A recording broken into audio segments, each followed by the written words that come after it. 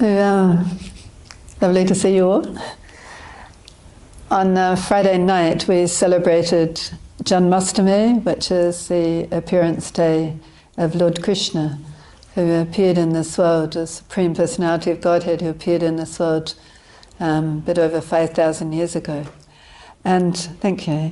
And the Vedic calendar, when there's auspicious days, it's done by the phases of the moon. And so it's around about this time every year, give or take a few weeks.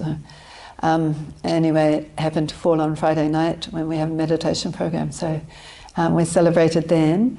And sometimes people will go, well, like, who is Krishna? Isn't Krishna a Hindu god? What are you doing worshipping a Hindu god? Or what are you doing even chanting, the Hare Krishna mantra, for example? It's like, oftentimes people think it must be something to do with Hinduism. Hinduism's actually not that old, as a religion, but Krishna is not about a particular religion. It's not about believing a particular god. It's not like there's a Hindu god, a Muslim god, a Christian god, and well, I believe in my God, and what about your God? As if God means a supreme person and number one.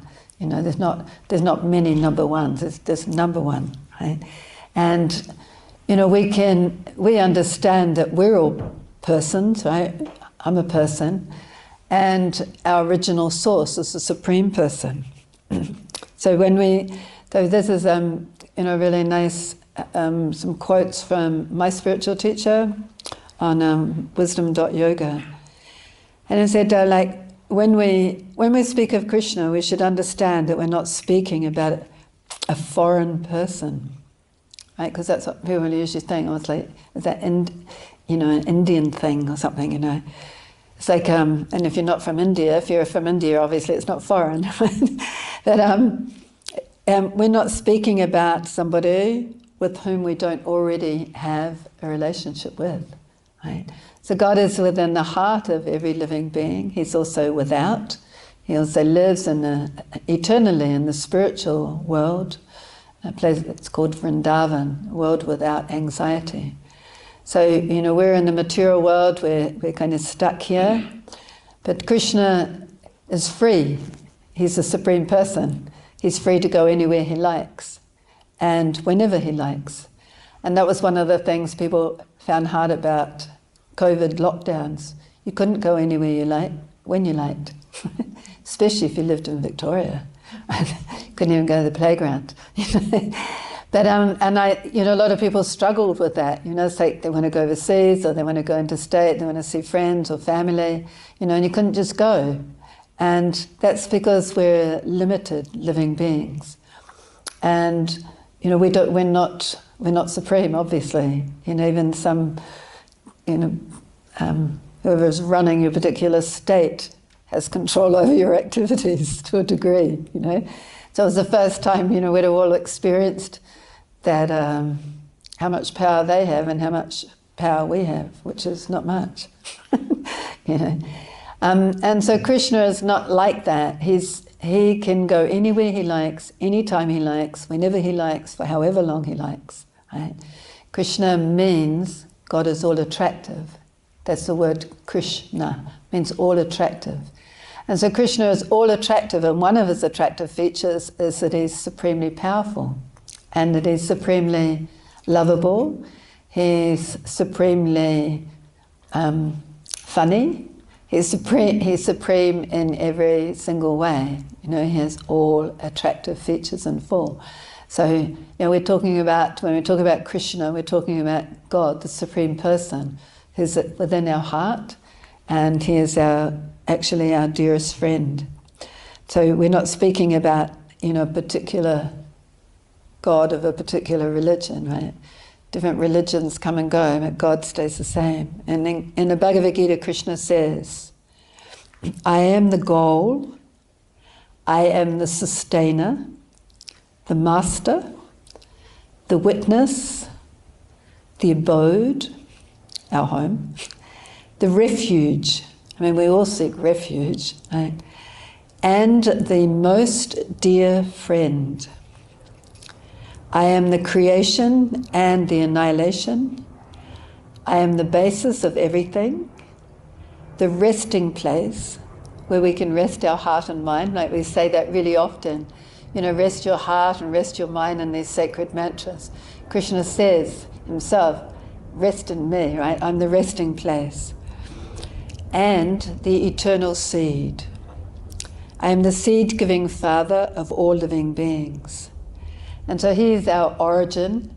He's our dearest friend. And we all know what it's like to go somewhere or any time, you know, no matter what age we are. We all want a friend.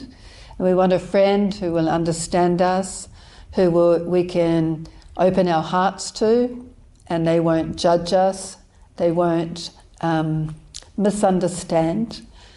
And we've all experienced that, right? You give your heart to somebody or you share your thoughts and somebody misunderstands you and, you know, digs you in the back with it and things like that. You know, but Krishna is not like that. He's our dearest friend, and we can reveal our heart and re-establish that relationship. You know, we don't need to be afraid.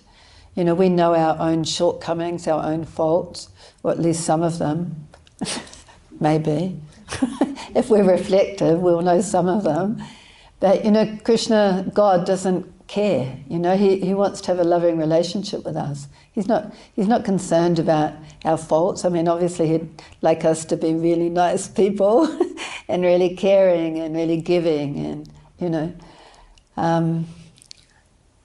But he's not, his love for us is unconditional. There's no conditions. It's not like, well, you know, you do stupid things or you do things that aren't so nice or whatever, you know. The love is still there. Just like, hopefully for everyone here, that you had parents who loved you no matter what, or still do love you no matter what, you know. But we never felt completely satisfied by our parents' love. So we go looking for love from someone else, right? You know, get to a certain point and it's like, you know, when you're a kid, it's really important, your parents' love for you. Actually, it's always important, but other love becomes more important. So you know, you happily go, see you later, Mum and Dad. You know, I'm going off with my other love. You know, and they kind of go, well, what do you mean? Like, why are you leaving home? You know, and but it's like there's another loving relationship that we find more important. But the supreme loving relationship that is the utmost importance is the one with God, within the core of our heart. He's our dearest friend, he's our refuge, he's our source, that's where we've come from, and he loves us unconditionally. And he's like the most incredible personality, the most incredible personality. And all the great spiritual teachers say, come, you know, love God, you know, love God. You know, and we go, no, I don't know what God is even, you know. Maybe it's just like an energy or, you know, like, just like the universe, you know. But we're a person and we have feelings, you know. We want to love and to be loved and to, you know, laugh and play and, you know, have a good time. We get that from the Supreme Person. We haven't come from an ocean of light. We haven't come from nothing, right? We have the source, you know. It's like our parents are at the source of these bodies, right? We didn't come from air, you know, just a combination of gases and things. The body is, but but not us, you know. And so that, you know, our original source, Krishna states in the Bhagavad Gita, he is the source of all living entities. He's the eternal seed, and he's our dearest friend. So we can chant these sacred mantras, these names of the Supreme Person, any names of God which are in the different scriptures have the potency of God. Our names don't have any potency, but the names of God have potency, and they're our way that we can link up again with the Supreme Person in the core of our heart. So we can re-establish that relationship. So that's what we're doing here tonight. That's what we do here all the time. and we do at home. And I encourage you to do the same, as we've got a lot of layers of conditioning covering our heart, which gets in the way of our relationship with God and makes us kind of feel like maybe He's not that important in our life, So when we chant, we will experience the refuge, the peace, the happiness, the contentment, and the love that we all need. Thank you.